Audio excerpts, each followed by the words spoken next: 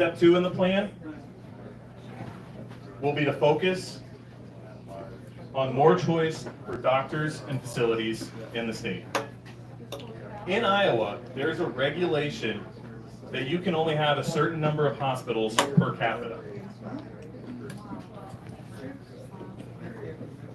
This practice of artificially limiting hospitals and access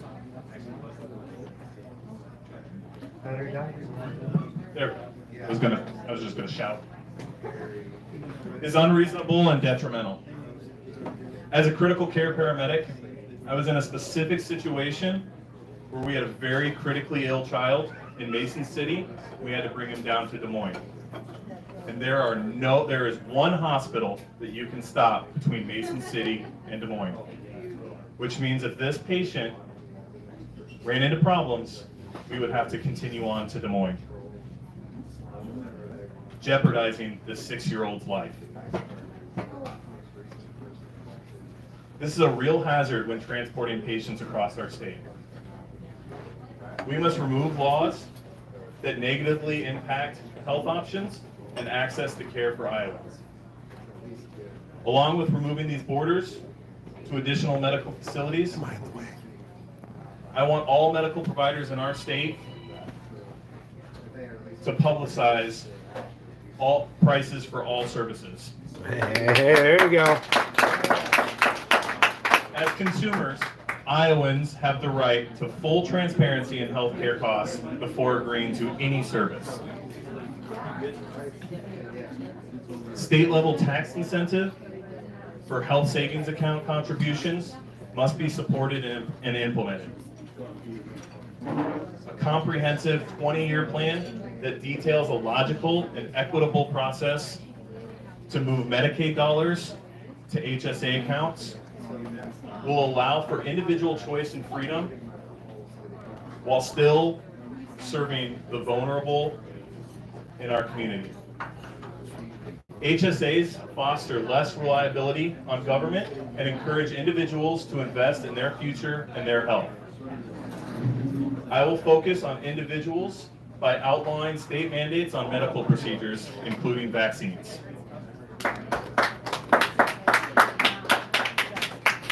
And the final aspect of my healthcare plan involves tax incentives to encourage providers to give various options and choices to patients. One example of this is the co-op model, where instead of being charged for the fee, you pay a monthly fee, and they don't accept insurance. Specifically, Atlas in Kansas City has been very successful at doing this, and we need to bring that model here. To decrease and maintain lower costs and rates in medical care, frivolous lawsuits brought against providers can and should be discouraged by implementing additional costs to file if the suit is deemed to not have any merit. With fewer lawsuits, providers' costs go down, and these cost decreases can be passed on to the individual. As consumers, Iowans have right to full transparency in healthcare costs before agreeing to any service. With these steps, we will create a pathway for an individual with low cost medical needs to save money on health insurance while having the opportunity to invest in their own personal health and their freedom and their future. This plan gives the power back to the individuals to determine where and how you would spend your money with prioritizing your own health. This spectrum of choice does still include private insurance. Not trying to get rid of that. In the past few years, we have all become aware of the profound and devastating effects of this opioid epidemic. Treatment options for opioid addictions are still limited and regulated, as a few viable treatment options, such as the use of marijuana, are restricted, especially here in Iowa. Coupled with these healthcare changes, Iowans deserve the autonomy to choose how and when marijuana is utilized. And these pieces of legislation would ensure that these rights are protected.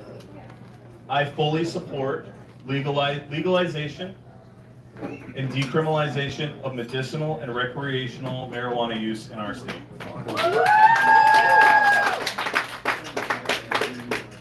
I would like to work with the methadone clinics to coordinate treatment plans to get people off of opioids and not just addicted to methadone. Get them an actual solution to get them off these addictive drugs. Curry Lounge, an Indian restaurant with more style than substance. We're caught in the crossfires of government overreach and regulation as it relates to COVID pandemic and vaccine mandates. The trajectory of our state and country must shift to trust the individual, not ultimate systemic power for political leaders.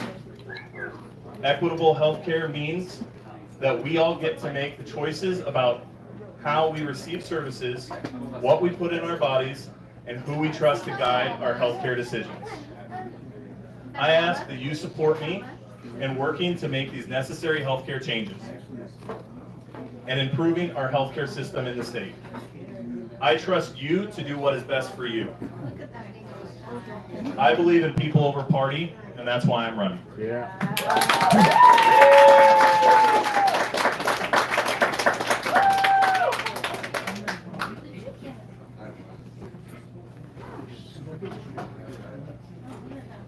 Well, while you're up here, while he's standing up here, our next speaker, Mr. Josh Smith, I believe is running for Vice Chair of the LNC. Awesome. Thank you guys so much. Thank you, Jenny, for having me as a speaker. I just found out yesterday that I was going to be speaking, so I didn't prepare a speech for you guys at all. Yay! There you go. I also found out that I get to talk about my vice chair run, which I didn't think was going to be possible, so everyone chill. So 2 years ago, I stood up in front of the Iowa State Party as the keynote speaker. I was honored to be the fundraising guy for that convention. It was an absolute blast, one of the funnest things of my life. But I did, in that speech, I said, I was shocked to see that Iowa had running water and electricity. Now I live in Iowa, so karma is a bitch. It definitely got caught up to me. My wonderful fiance I met at that convention, and we're getting married next year. We have 7 kids in the house. It's wild to live in a place where you can support a family of 9 on 1 income. So thank you guys so much. As a Californian, I appreciate you. I am not used to this dry, cold air yet, though, so if I start squeaking, I apologize. So I'm gonna do 4 things, and then I have an ask for you guys. So I'm gonna start off with telling you who I am. Then I'm gonna get into why I want to be the vice chair of the Libertarian National Committee, and then I'm gonna tell you about what I want to do and what kind of plans I want to see implemented from the national level. Then I'm going to take questions, because that's really what's important. I want to know what you guys fear and what kind of stuff you want to see from the National Committee. So let me start off with telling you who I am. I am Joshua Smith. I'm an at-large representative on the National Committee now. I'm in my 2nd term, my 4th year. I started out... Was that a clap? Did someone clap? No, it's fine. I'm not too much. It's all right. And so I started with the party in 2015, 2016, I joined the Washington State Party. I was living in Washington State. I showed up to the showed up to the state convention in 2016.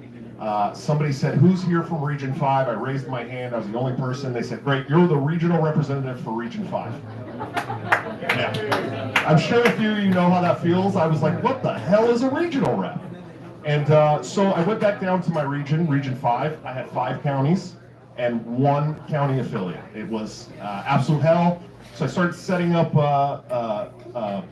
events. I started tabling and boothing and trying to recruit people. I got 3 new affiliates built in Washington, which was really cool to do as a guy who had never done anything in politics other than working on Ron Paul's campaign in 2008.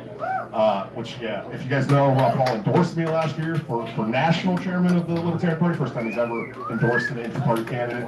Not to toot my own horn, it felt really good for me. But so I was watching the National Party in 2016, and we had some serious opportunity.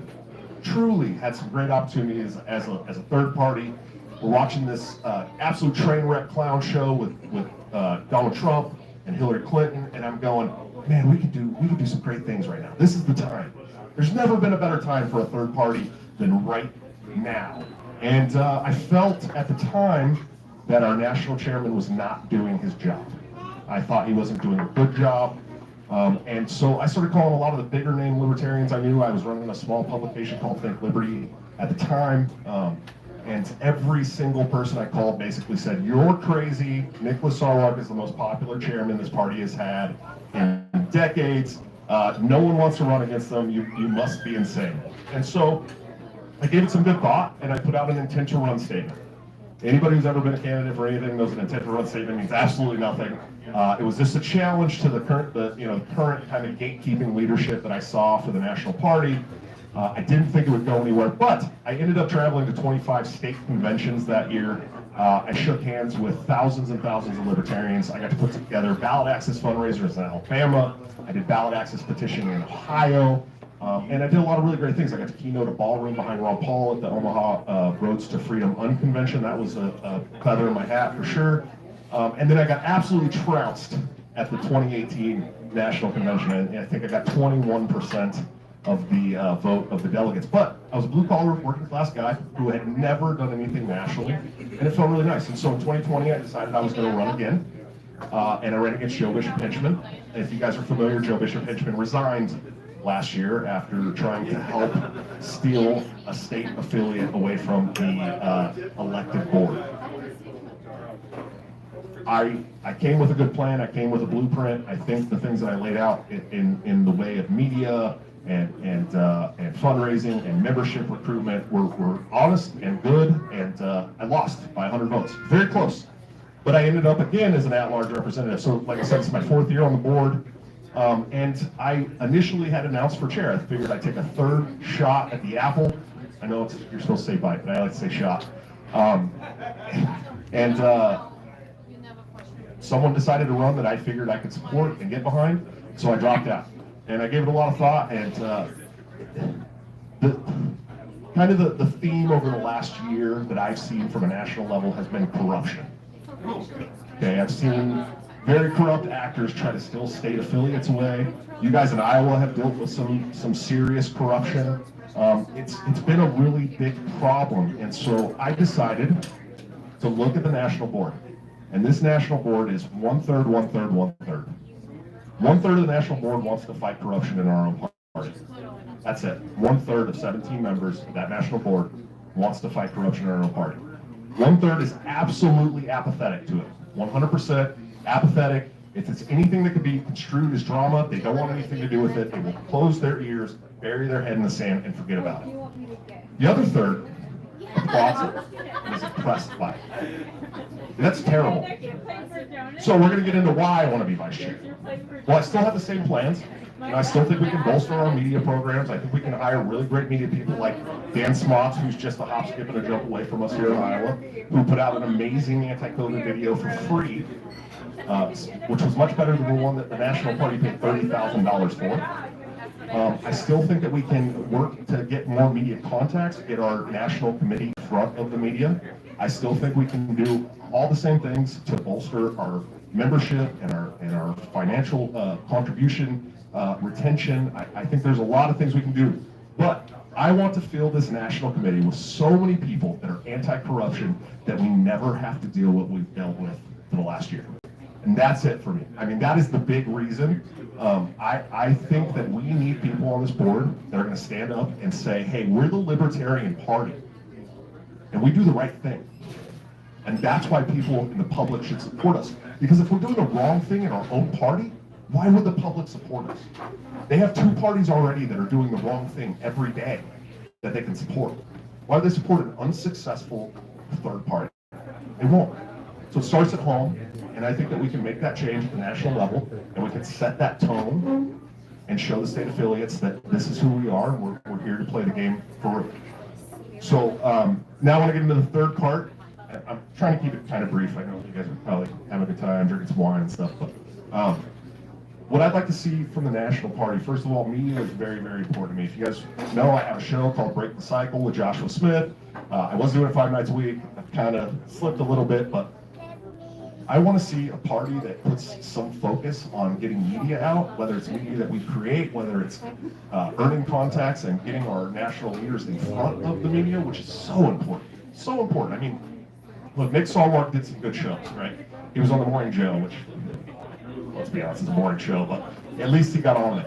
But we have people in the Libertarian Party that are getting on Joe Rogan. Joe Rogan is more viewed than CNN daily. We have people in the Libertarian Party that are getting on Tim Pool. He has more viewers than CNN. That's a big deal. Why aren't we putting these people at the front of the party? Why aren't we saying, hey, here's our Libertarian leaders, here's the shows they can get on, and passing this wonderful, beautiful message of liberty around to the public at large?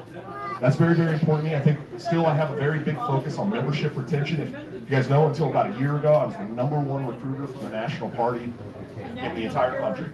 That was me. I went out, I tried to set a tone, I tried to get people to recruit like me. I recruited hundreds and hundreds and hundreds of people to national parties, thousands to state parties. It was a good time, and I think that if we have an LNC that has a focus like that, we can really get some things done. You know, we cannot thrive as a party without membership. We're a membership-driven party. And when I was running against Joe Bishop Hinchman in 2020, he said membership is not a driving indicator of success in the Libertarian Party, but it is. It absolutely is. Everything that we fund comes from membership. How can it not be a driving indicator of success in this party? It's ridiculous. So now you guys can have a vice chair that really puts a big focus on membership. I think the city CRM is really important. Ken Molman, our current vice chair, only ran in 2020 to protect the city CRM. We had a couple of chairs pass that were really trying to kneecap the city CRM, and so that's something that I'm going to put a big focus on. I think that program is absolutely monumental to this party. It's how we have institutional knowledge. It's how we save members and donors for years and years and years to come. For when all of you have burnt out from trying to make the Libertarian Party successful 10 years from now, those people will still have all the same information and data that we have today, and that's very, very important. So I will continue to fight for that. And anti-corruption. We need a strong board. We constantly talk about how the National Party, how this party is ran from the bottom up. I get that. I understand. But when the delegates show up to the National Convention, you guys can do anything you want. Literally. You can suspend any rule you want. You can make any motion you want. You can make a motion to make Gobby the house elf our national mascot. We know that because we've seen it on C-SPAN. It happened in 2016. You can do anything you want. Okay? So yeah, bottom up, but we need a board that's willing to say, hey, this is not okay, and we're going to do something about this.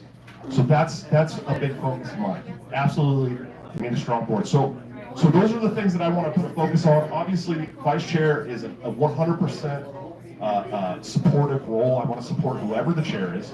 I have my chair candidate that I want to see elected chair, but I'm going to support whatever chair is there, but I'm also going to do these things.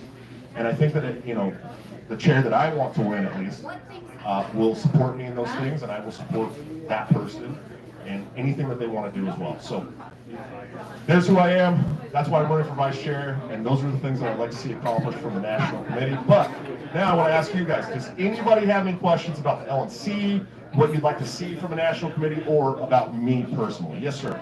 You talked a lot about corruption. Yes, sir. Can you give examples? I mean, we know what happened with the one here in Iowa. Sure. The embezzlement. But have you got examples of behaviors that you can tell us about? Because I don't know what they do. Yes, sir. And I can tell you it started with the New Hampshire party. And now I know there's some people in the room that might be upset about New Hampshire's messaging. I get that. The Free State Project is a whole nother world. But they have merged with the Libertarian Party, and they're hardcore libertarians. They're trying to go with the smack you in the face messaging. Okay? But there was an old part of that party, including Nick Sarwark, who lives there, by the way, that weren't happy with the messaging coming from the duly elected board.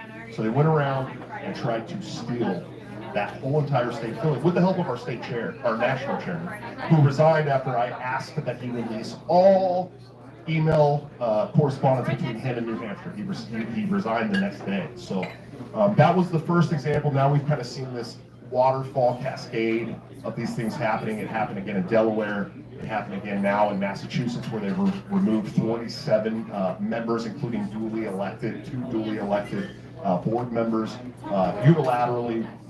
Actually, almost 100% in opposition of their own state's constitution. So this is kind of, there's some growing pains in the party right now. If you've been watching the party, obviously, I was full. This is great. This is great to see. When I was here in 2020, I walked into a room that I did not expect to be full, and it's full. It's great. The party's been growing over the last 2 years, and there's some people who are not happy about the growth, in my opinion, and they're trying to steal those parties away. And I've watched it now in 3 states. 4 or 5 actually. Wyoming had some issues from what I understand, and New Mexico as well. So dirty, underhanded tactics to try and keep members from being duly elected boards. So there's a fight for the soul of the party right now, and there's corruption taking place to try and stop it, and I'm not okay with it. And I would hope that any self-respecting libertarian would not be okay with that. So, yeah, absolutely. I hope that answers your question. Any other questions? Yes, sir. Sorry, keep it at this table.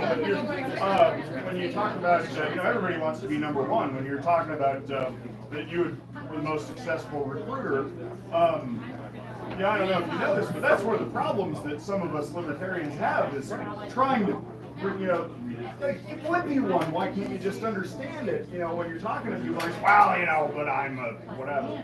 How is there some way that a person can see you in action in this and then figure out how to model recruiting techniques after what's been so successful for you? Yeah, I think the most successful thing for me was as an Austrian economist guy, right? Like somebody who's read Mises and Rothbard and F.A. Hayek and has really delved into these theories and these philosophies and these economics.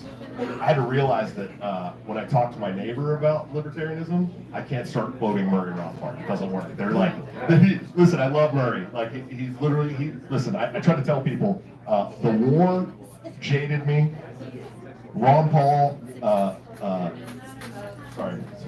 Ron Paul radicalized me. Murray Rothbard took me off the deep end, and Nicholas Sarwar pissed me off enough to get involved. So I had to remember that these people are, the vast majority of this country is normies, 90% or more, right?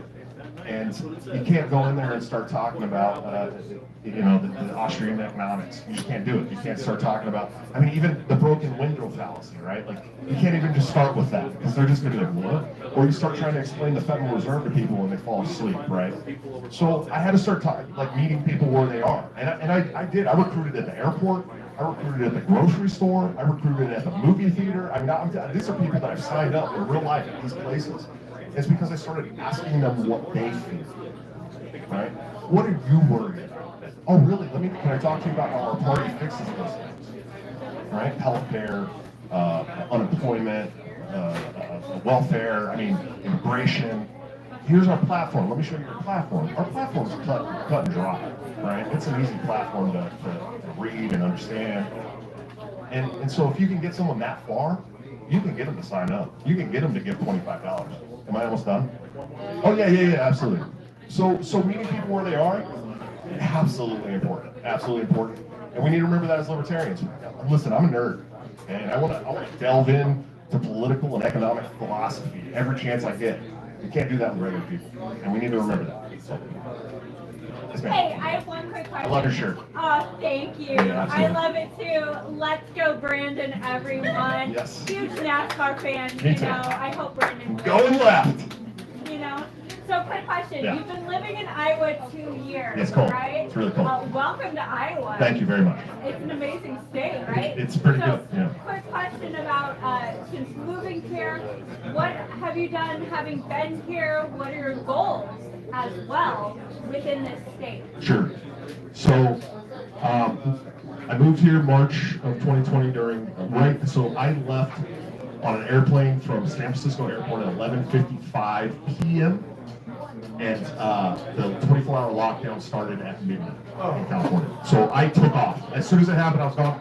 Thankfully, my fiance, who's somewhere around here carrying our giant ass baby, thankfully she lived here, and I had a couple of plane tickets still for these conventions that had been shut down. I said, hey, sweetie, I can't go to work right now. I was in a nursing home. I had a headache. They wouldn't let me come. So I want to come back there. It's just a couple weeks till this all blows over. 14 days to flatten the curve. I'll come to Iowa, hang out with you, and then I'll come back to California. I moved here with one suitcase and a backpack, and I never went home. And so, we found out that she was pregnant in April of that same year. Our son was born New Year's Eve of 2020. I got custody of my 15-year-old daughter, 15-year-old at the time, in October. She had two wonderful siblings who needed a place to go. We were able to get them as well. They're here tonight. They're amazing kids. So we had a lot of kids drop in our lap all at once. And then, my son born New Year's Eve. When we picked up my daughter in October of 2020, we found out she was a 15-year-old teen mother soon. So she had my granddaughter March of 2021. So we went from having 2 kids in the apartment to 7 kids in the house, 2 babies, and now we have another one on the way in August, September. So it took a little while to adjust to that life, because I was a single bachelor living with my best friend in a 3-bedroom tract house in California prior to this. So it took a little bit to adjust to that, and I've been adjusted now, and so I've been kind of trying to track my political plans. I know there was some stuff going on. We talked about corruption, some stuff going on in the Iowa State Party that I did not want to be a party to at all. So I've stayed very hands-off. Now I've talked to a couple of guys at the party. Of course, Jake is one of my good friends here. Thank you so much for all that you're doing for the Iowa State Party. Yeah. So now I'm getting more involved. My political aspirations in the state would be to run against Cindy Axton. That's who I would like to run. And I think I have what it takes to at least cover the spread and get the Democrat out of there. So that's something that's being floated, exploratory. But we'll see about that. But I do have political aspirations here in Iowa for sure. Anybody else? Okay, we're wrapping up. That's it. But I did say I had one more thing to do. Okay, so I was going to tell you about who I am, why I'm running for vice chair, and what policies I'd like to see, Q&A, and now I have an ask for you. Everybody in here that has one of these badges on, please flip it around. Flip it around. Go ahead. Don't be shy. You guys have a badge. Flip it around. There's a little QR code there. That's how you can donate to the Iowa State Party, which obviously needs some money right now. So if you guys could give $5, $10, $15, $20, $100, whatever it is, they're putting on a good show for you guys here. They're trying to regrow the party. There's some really good people involved. Please give a couple of bucks and help them be successful. Thank you guys so much. I look forward to seeing you in Reno.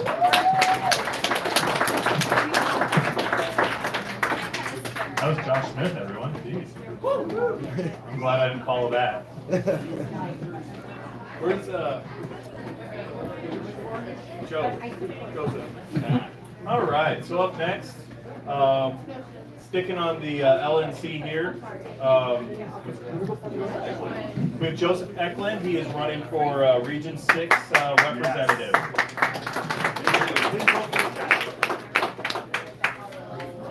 Hi, my name is Joseph Eklund. I am running for the Region 6 rep. I'm from a small town, Viroqua, Wisconsin. And one of the things that's been really central to me is being able to choose the food that you eat. And so this has been an essential part of where I come from, what my life was. And it was something that actually drew me to Ron Paul in 2008. One of my friends was actually persecuted for trafficking in raw milk. And the state was coming down at him, and it was around our activism for Ron Paul that a lot of us found each other, that came and stormed the courthouse and found, and with my friend, his name is Max Kane. He's now, I work with him at Farm Match, but I'll talk about that some other time. But we ended up starting to communicate with our sheriff, educating him on constitutional responsibility of the sheriff, totally transformed the sheriff's office in our county. Now we have a lasting lineage of constitutional sheriffs who will defend the people of their county in Vernon County against the state governor and against the feds.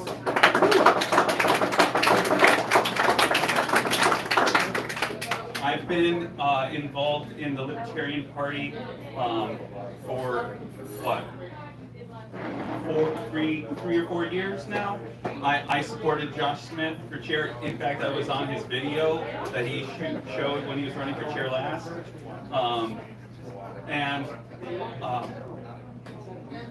One of the things that I have been really upset about is the corruption that he was talking about. I definitely want to be on the LNC so that we can stand against corruption, stand for our libertarian principles, and not erode the philosophical basis for what it means to be a libertarian. What does the non-aggression principle mean? Do words mean violence? These sorts of things are actually really important. It's not something that when we communicate to the public we need to really rely on. But when it comes to our principles, our party, our internal core of what it means to be a foundational libertarian, we need to have that clear. We need to be able to stand up for that and have courage about that.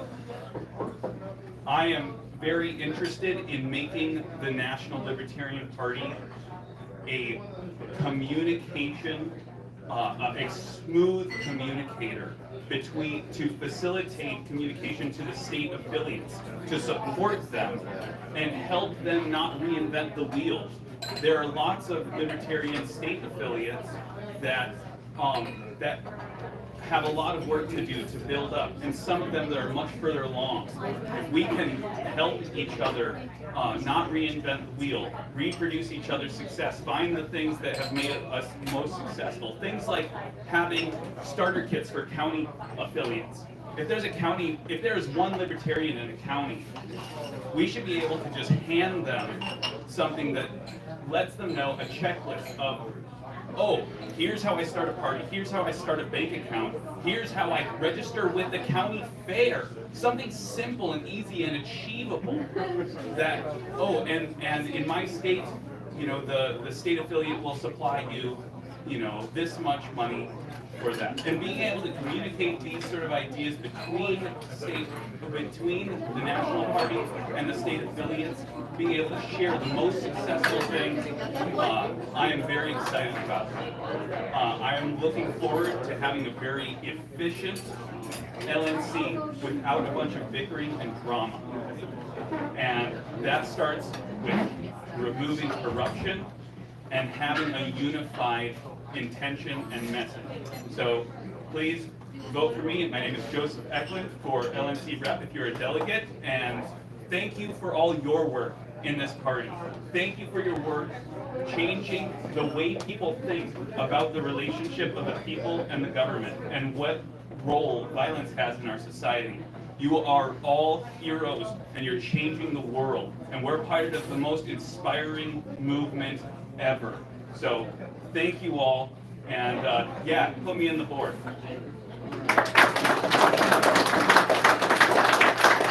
Oh, and also, there's this guy in the ball cap, Tim. He said he wanted to talk. Yeah, you go ahead. Hey, you don't have to talk, but he wants to be up there too. He wants to fight for you. He just doesn't like to talk as much as I do, so he's going to be the alternate. Don't let him take my position. He won't be as good at it.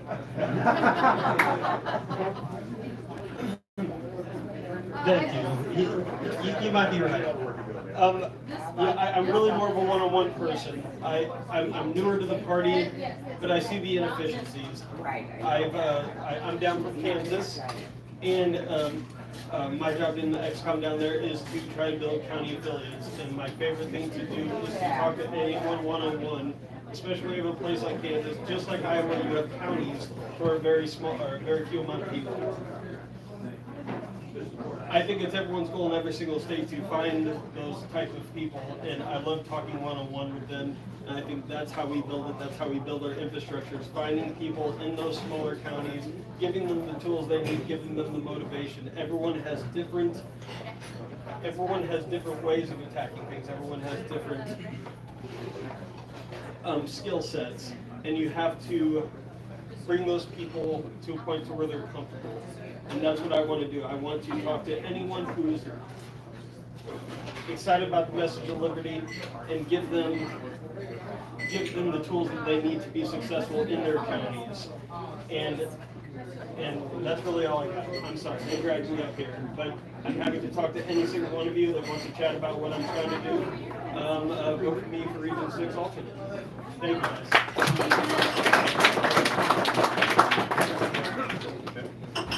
Thanks, Tim. So before I bring up the next speaker, I know Josh was talking about the QR codes on the back of your guys' badges. So I know we put a plug about donating money there, but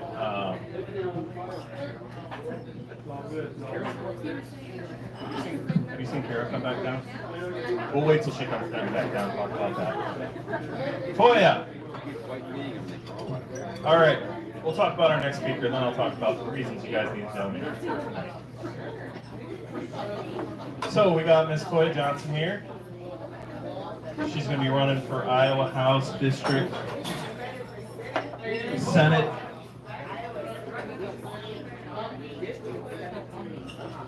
What? 17. Senate this time. Senate District 17. That's right. 1-7. Hey now. Hi. Thank you for having me. I hate these things. I really do. I'm not good at it, so you guys are going to be my practice ground for my stuck speech, so to speak. My name is Toyah Johnson. I have been a libertarian active libertarian, since at least 2012. I ran for office my first time in 2018. And so I'll tell you a little bit about myself. I am currently the Executive Director of Families United Action Network. And this year we had 3 bills passed. Our organization deals with families that are being abused by the system. So if you've ever heard of the Abolish CPS bill, that's me.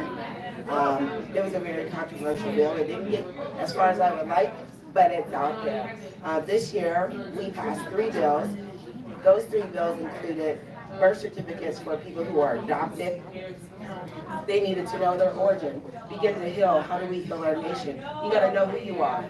So we advocated for adoptees to have their original birth certificates and medical records returned to them when they turned 18, so that they can know who their families were, that they can know where they came from, maybe special illnesses that they were going through. We needed access to that, so I'm very proud to have been a part of that. We also helped pass the false allegations bill. And what that bill actually did was it said if someone made a false report against you to law enforcement, that you would be able to sue them civilly for basically malicious prosecution. I think that goes to bringing the balance of the system being weaponized. I am a libertarian. I don't have any arguments with anybody's libertarianism. Just for the simple fact that this party says that you're supposed to be able to live your life as you see fit, don't hurt others and take their shit. That's how I explain it. And so I never have a problem with someone's brand of libertarianism. I just hope that we're strong enough to support each other going through. Now, some fun facts about Toyah S. Johnson here as your libertarian. I am the first African-American woman to be nationally recognized as a libertarian that was on the ballot for a seat. So in 2018, we made Iowa history. Look at Iowa's diversity. I was also the first woman that was a registered libertarian, a black woman, to run within 25 years for city council. The last woman who ran for it that was a black woman was Edna Griffin. And so, and that was the year of the woman, and that was so great for me to be trailblazing and trend-setting. And now there's a black woman on the city council here in Des Moines. And I think that really we've seen an explosion of our minority candidates opening up. And libertarianism has been one of the biggest parties growing for African Americans as far as I am concerned. So some other fun things about me. My slogan, as it has been, is Iowa means Toyah. What does that mean? tax solutions, outreach, youth initiatives, and advocacy in action. I am not a politician. I'm an advocate with political ambition who sees that as the vehicle to accomplish my goals.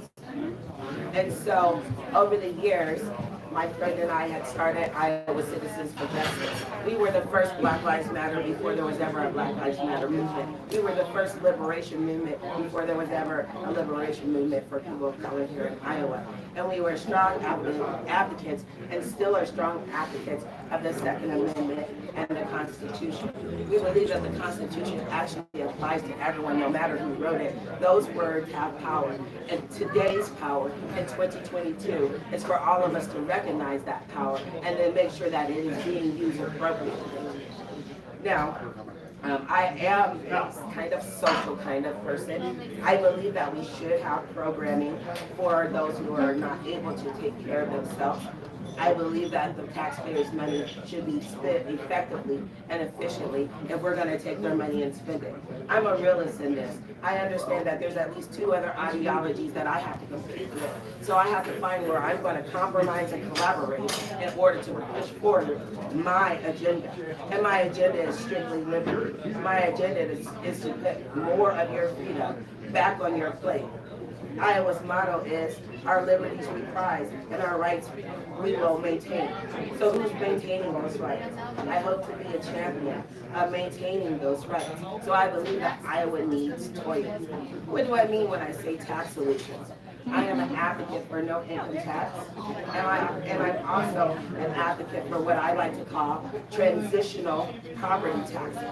And what that simply means is if you have an open transition, a mortgage or a contract, that you pay taxes on that, a flat fee for however long your mortgage is open. But once that deal is done and you actually have the deed, there should be no more taxes on your property. And so while I cannot say that that will pass, I can say I know how to write a bill to pass it. I know how to advocate for it. And so I'm going to need your help in advocating for those kinds of things. Outreach. Outreach simply means I'm in the community. And I've been in this community for all of my life, and I'm 45 this year. I've been in this community where I've seen the horrors of Iowa. I've seen the greatness of Iowa. I've lived the greatness of Iowa. I've lived all the good, the bad, and the ugly of Iowa. And so I think that that brings me with a unique position in order and insight to see what needs to be changed, how it can be effective, and how can we benefit the most people that we can when we're making changes to the law. I believe that everything starts with the law. Not necessarily that you need new laws, but you need to have strict consequences for when you step outside of those bounds. I'm the type of person who believes that the police should carry insurance. If any other medical professional or any other professional has the ability of life and death, then they should be carrying insurance. Your lawyers, you have life and death. If you don't do your job right, somebody's life is messed up. And it may be that it's messed up anyway, but if you don't have the tools to do that, then you are malpracticing. If you're not avidly seeking to represent your client, then you are lacking. Doctors, when they prescribe you the wrong medicine, when they do the wrong procedure, when they do something that's messed up and affects your life, there is insurance. So why don't we give our officers and have our officers have insurance? Now, how do we pay for this stuff? Stop locking people up for stupid shit. Period. And yes, I do cuss. I'm a real person. I'm authentic. I am who I am, and so I'm always going to give you who I am from the very beginning. But the deal is this: if we stop locking people up and had a headlight and couldn't pay the ticket for the headlight, maybe we can spend more of our resources on families in need.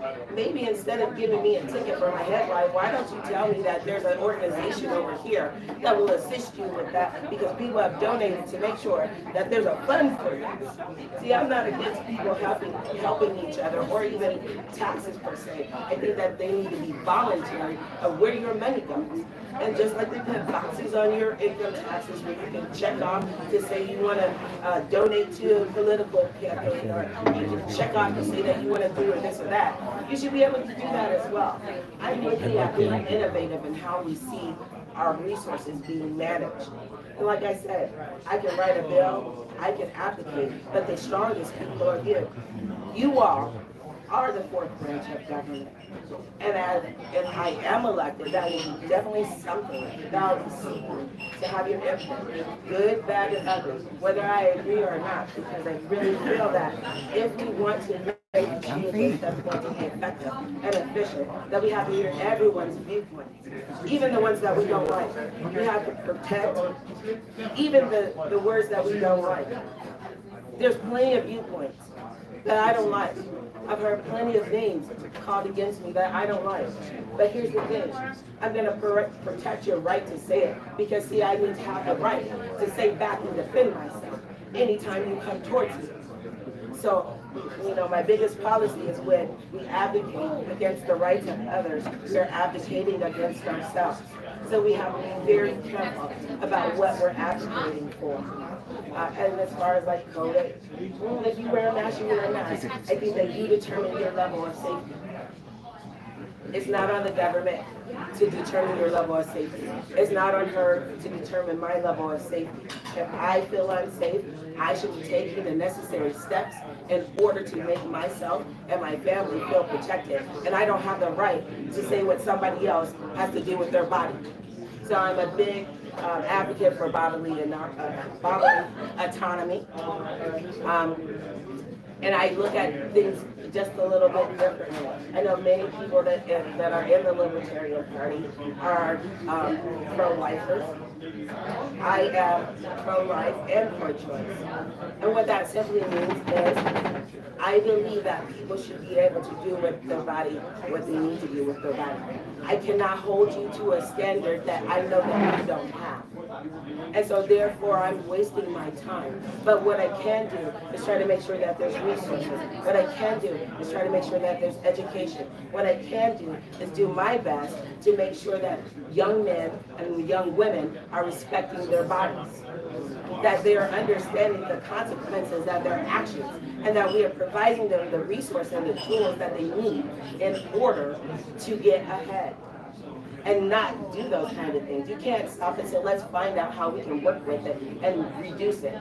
And quite frankly, over the last 10 years, the teen pregnancy rate has went down. Why? Because there's information, there's access to resources. So let's make sure as libertarians, as part of our communities, that we're continuing to support those entities that provide those services.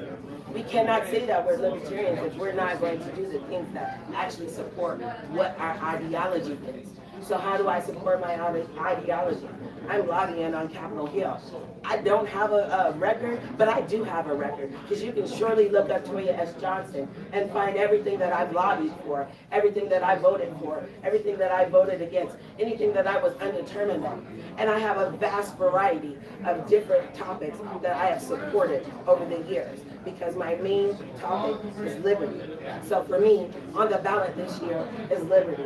For me, on the ballot this year is justice. On the ballot this year is freedom. On the ballot this year is me. On the ballot this year is you.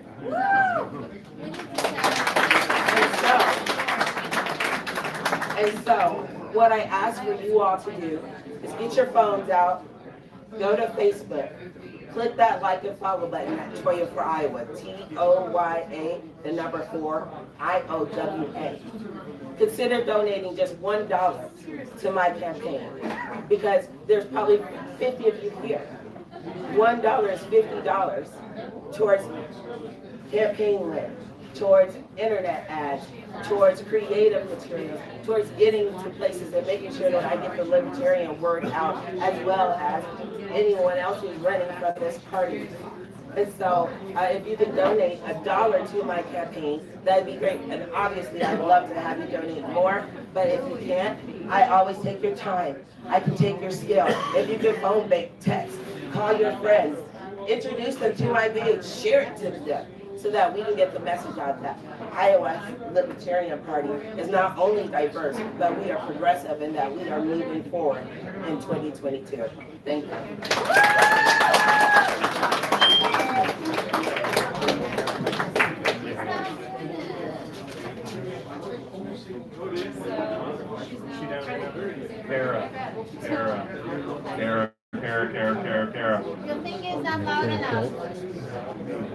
Kara.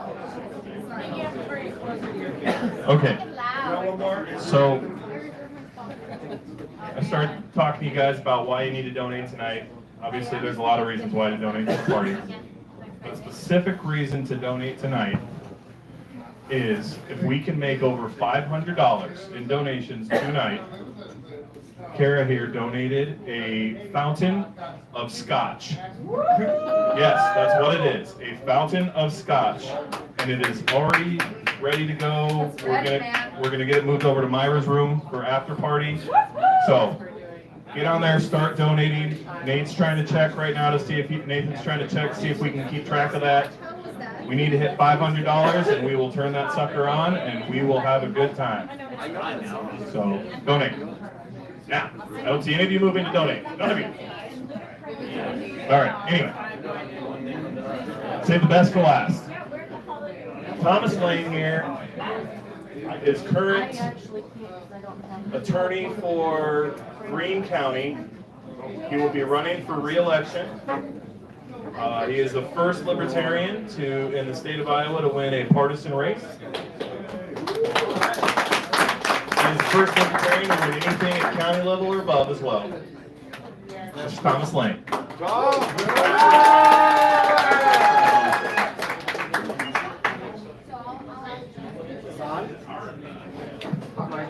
we on? Good evening, everyone. As Jenny said, my name is Thomas Lane. I'm the Greene County attorney. I'm honored to be the first Libertarian to win an elected partisan office in the state of Iowa. That was already 3 years ago. I'll be on the ballot again this November. Of course, I'll take your donation, but I'm not planning to give a campaign speech. Rather, I want to make an argument. An argument. I know. We don't argue here. Not a fighting argument, a philosophical argument. Bring it on! Because you all look like a smart bunch of people. And what makes us libertarians in part is that we believe in freedom, including the freedom of conscience, the freedom of speech, and we're intelligent people. In fact, I remember reading a number of years ago, Democrats on average have higher IQs than Republicans. It's true. Libertarians have higher IQs than any other party. Just ask us. But the argument I want to make, I want to rebut something that was said at our last convention. At our last convention, I overheard a speaker say that one of the reasons we have trouble growing the party is because we have nothing to offer. What? Yes. By which I think he meant, while other parties promise government handouts, or other parties promise one group that they'll be able to use the instrumentalities of government to take something from another group, or to impose their morality on another group.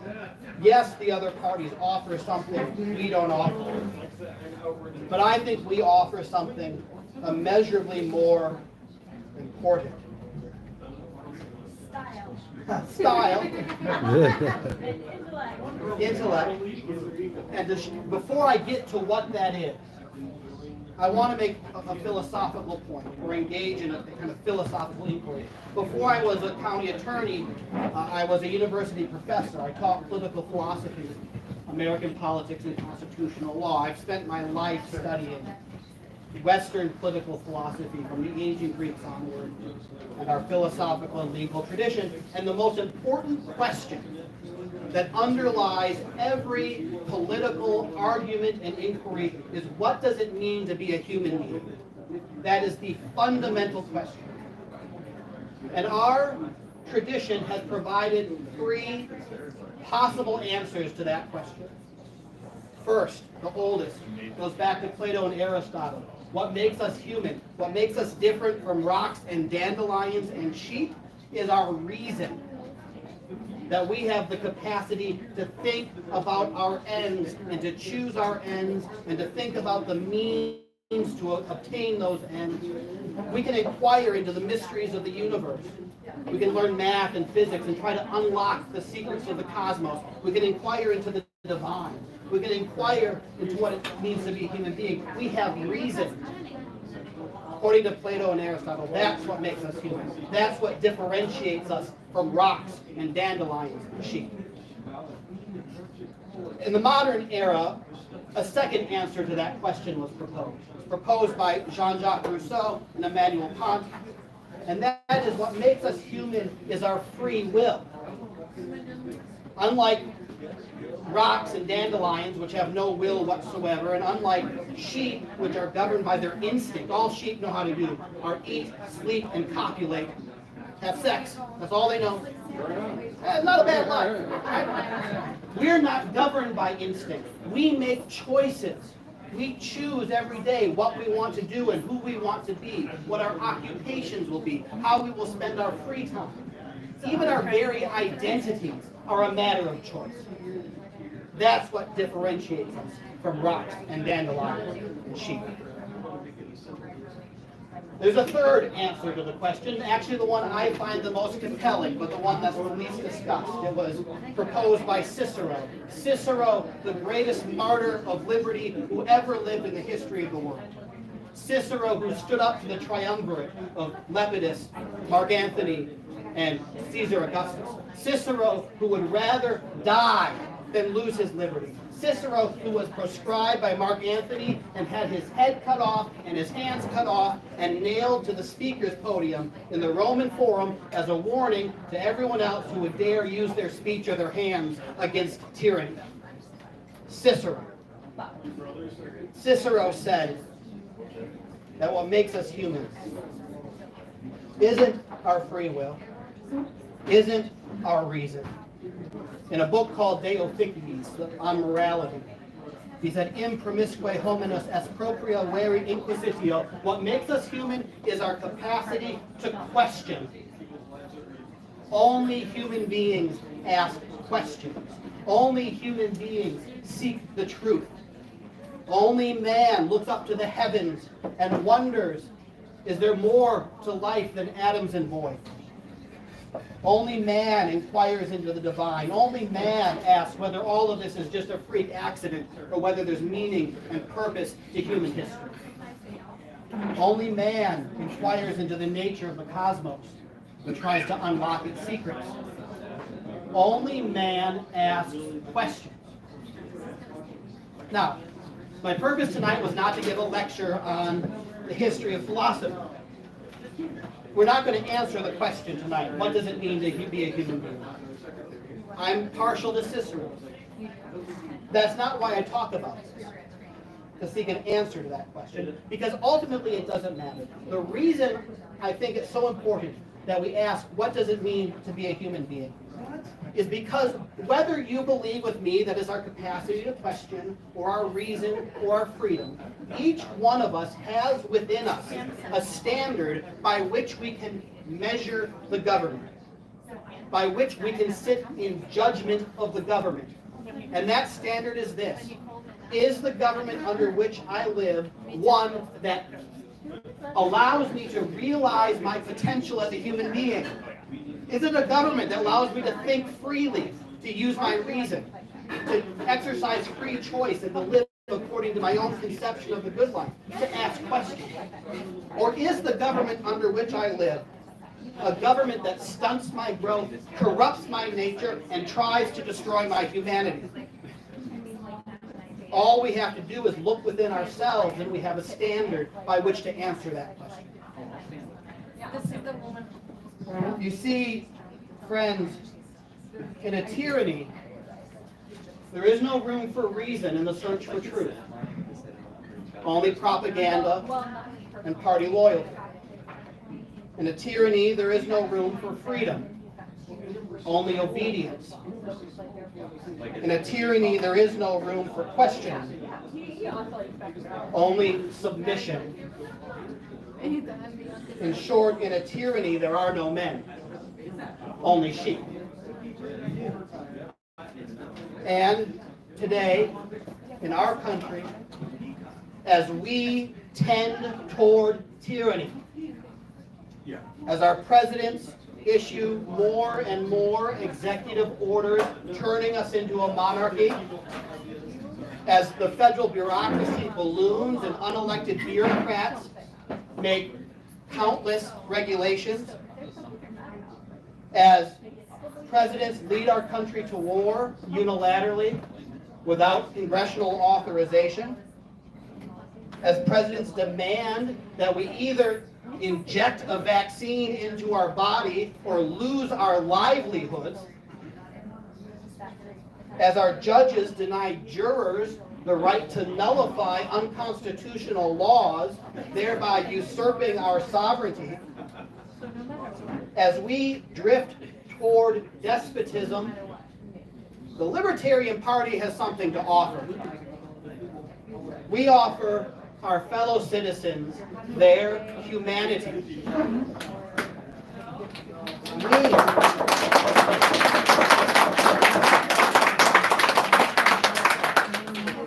We, the Libertarian Party, you and me, we have chosen liberty over servitude, the search for truth over party ideology, our reason over propaganda, our ability to question over our capacity to obey. We have chose our humanity. And this we offer to our fellow citizens. We offer them the opportunity to think for themselves. We offer them the opportunity to make choices in accordance with their own conception of the good life, to inquire into human nature and the nature of the cosmos and the nature of the best regime, to look with wonder at reality and ask questions. We stand for reason. We stand for freedom. We stand for the capacity to question.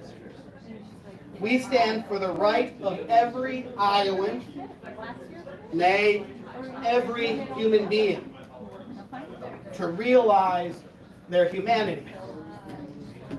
So let it not be said that we as libertarians have nothing to offer. Rather, we offer the opportunity to live as human beings so that we might not die like sheep. Thank you.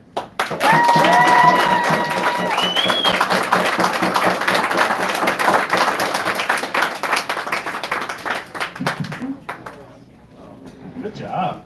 Like it. Pumped up. I will take donations for my campaign. I'm ready to win for liberty here. Good job. All right. I did get a first donation in cash I have another one. towards the $500 needed to turn on the Scotch fountain. From the Mitt Romney campaign for Republicans. One other plug I want to throw out there. Marco's running around here. He has some sheets that you... I don't think you can have Scotch. I mean, I know what the is now, but we still have some laws. We'll get you a little glass.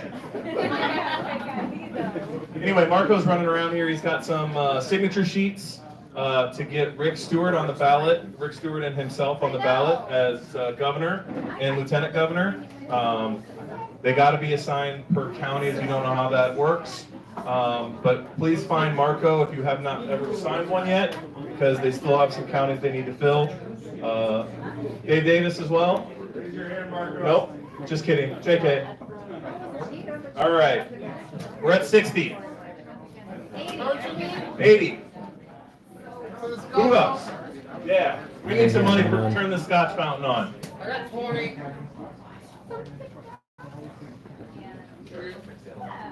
All right, who else? Back of the room. Donating some money, get the Scotch fountain on. I don't drink Scotch. I have good vodka. Olin being 40. Can't let him outbid you. At the bar, AJ. AJ! Hey, we need to turn the Scotch fountain on. We need a couple more $100 to turn the Scotch fountain on. Jenny. There's $100. 200. Make sure you put that down. We don't want to buy. 220. Almost halfway. Is it tacky for me to ask? All I got is 20s. Begging for alcohol. How many? Hey, we got more money. We got 10 more. Professional begging for alcohol. 250. 250. We're halfway there. 265.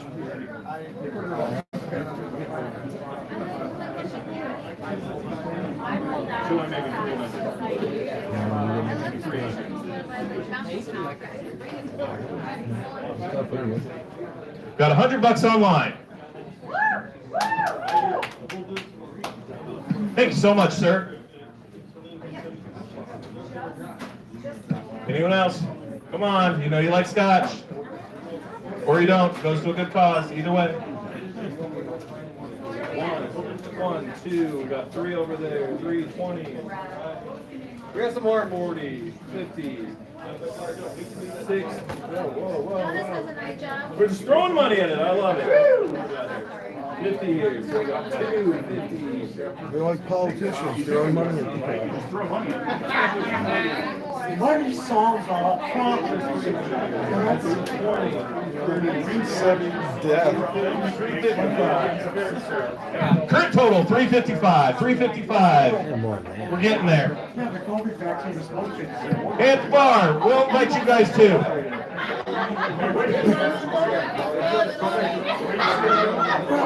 Well, that's all immediately. It clears down.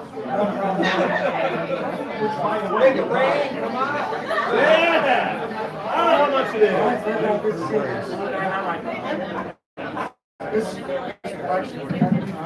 I didn't think I dressed up like a stripper.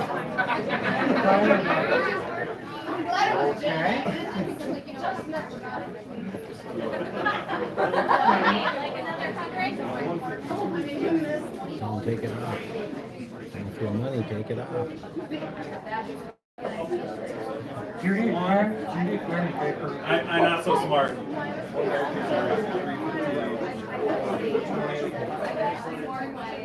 I don't know how much this is.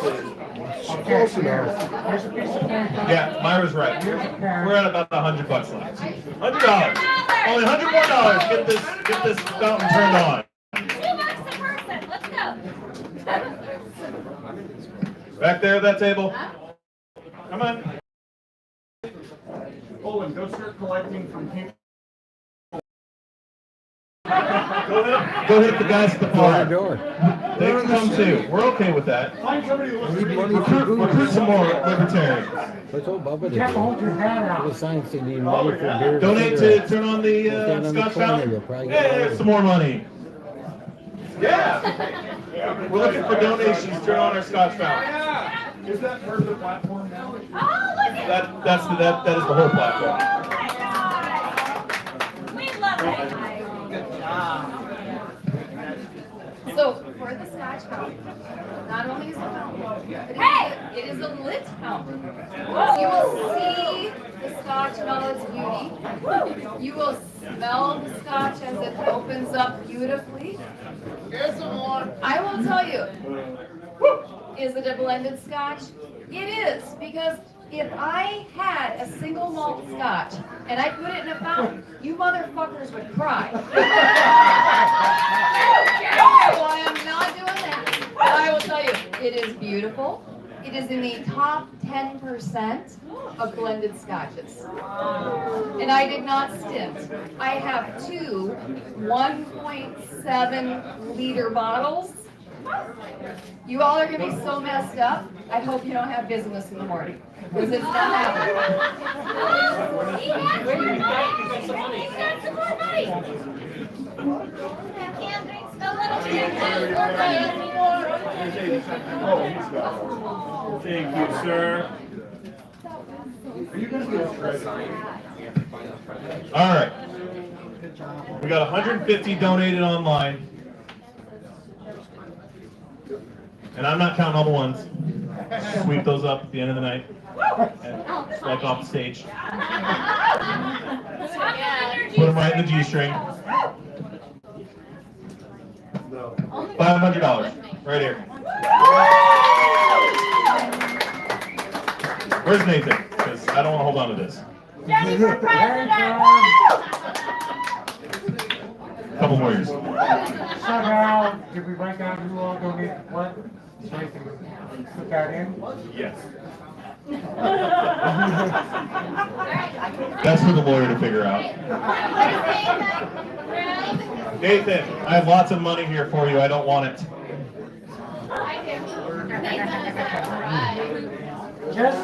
Just put it under. One of them was.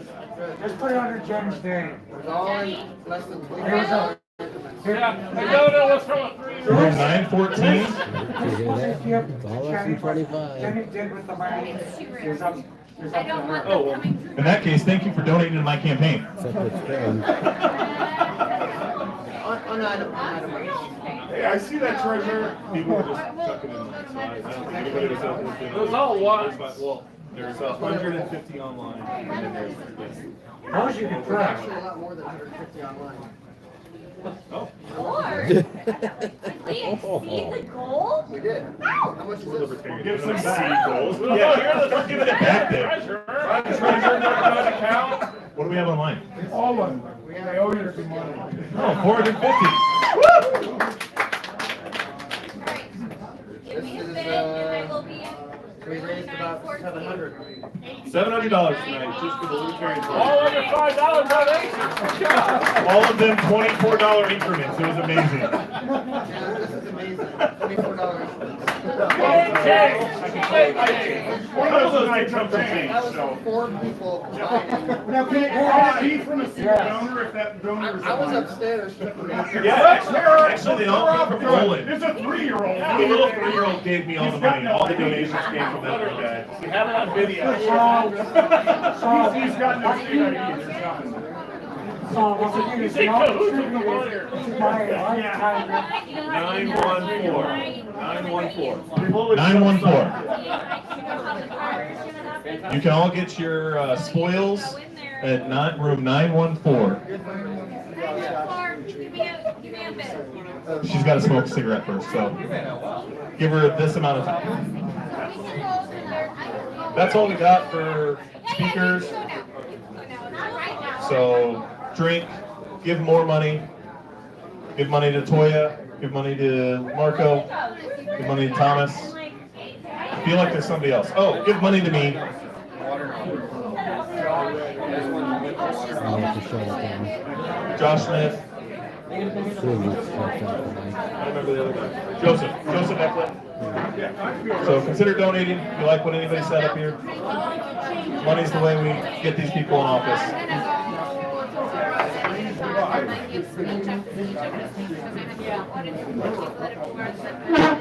Did anybody bring a karaoke? Yes. Here you go, folks. Iowa. Libertarian Party Convention. Turbine guy hanging out and bringing it straight. Turbine guy. Signing off. What was that?